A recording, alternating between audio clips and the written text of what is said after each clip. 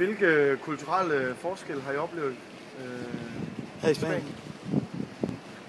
Noget af det, som jeg oplever, der er meget forskel fra Danmark til Spanien, det er blandt andet, at de ikke er så strukturerede med, som vi blandt andet er i Danmark. Det med at holde sine aftaler og møde op til tiden, det er ikke noget, de sætter så stor pris på nede i Spanien. Der kan man sagtens godt komme en halv time for sent og så sige hola, ¿qué tal?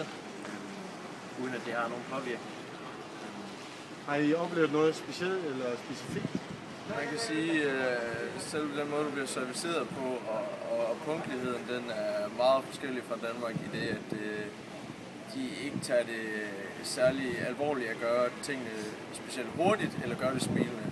Og der kan man sige, at det er jo kæmpe forskel på fra Danmark, hvor det vil vi jo slet ikke finde os i, hvis vi bliver behandlet med særlig alvorligt at gøre tingene specielt hurtigt, eller gøre det smilende.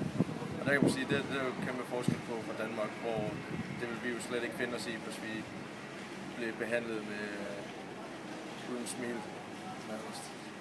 Har I oplevet noget omvendt, det vil sige, at det har været mere positivt i Spanien, end det er normalt i Danmark? Nogle køkultur eller noget, kender lidt til i Spanien? Ja, selvfølgelig. Der er det der med køkulturen. Den overholder de gevaldigt nede i Spanien. Der har de meget mere, at den, der står forrest, kommer først, og så nummer 2 kommer efterfølgende. Det er ikke noget med at hoppe ind for en kø, og så... Ej, selve busstopstedet ser du det. Altså den, der kommer først, den kommer også først ind. Det er de gode til. Ja.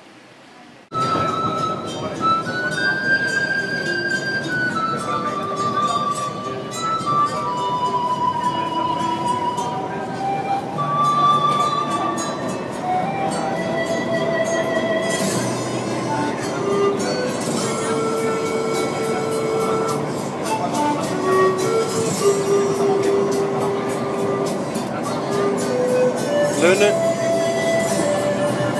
Ringer vi farvel. Det er vores film, det her, drenge.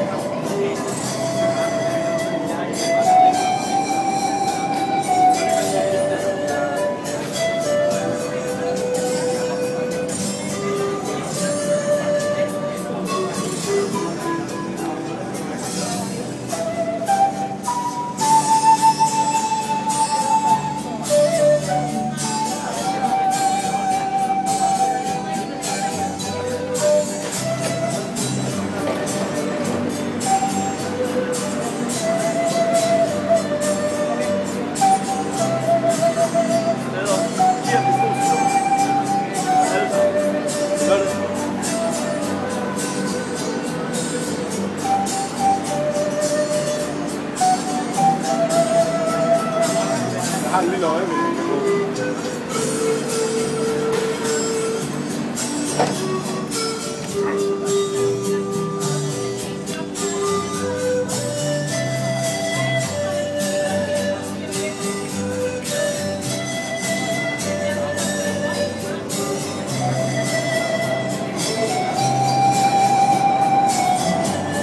Den mest afslappede måde, vi kan trække af fra her fra Madrid. Det har været en rigtig hyggelig tur. Vi har formået at lave rigtig meget arbejde også.